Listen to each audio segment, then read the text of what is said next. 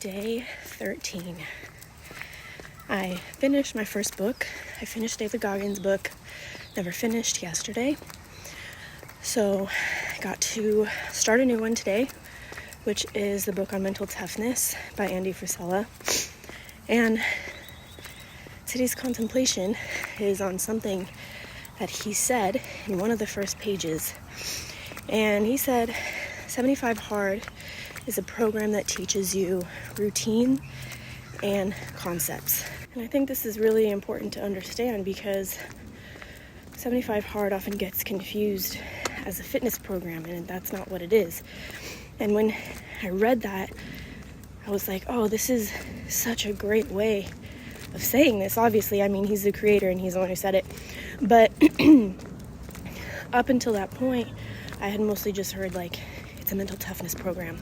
And when you say that, people don't really understand what you mean. They still see it as, like, fitness related. But it's that establishment of routines and the lessons you learn along the way while you're doing the program that are really valuable, and like the whole purpose of it. And I know for myself that when I have a solid routine, starting with taking care of myself, then my routines and my quality of work and just how I show up always improves in all other areas. And that's why I did this program, because I needed better routines in place for our business. I needed better routines in place for just like very simple things like meal prepping, routines with my daughter, which I'm still working on. And it's so easy as a busy human being with a lot of responsibilities to get caught in that like undertow of life where like you're just reacting every single day.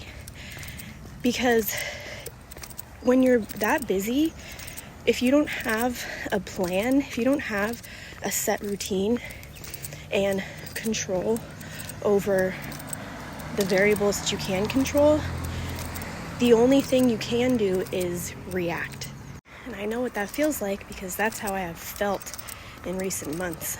And it makes you feel like you have no control over what's happening. And so if you feel that way, maybe you need to examine your routines. Maybe you need to run this program.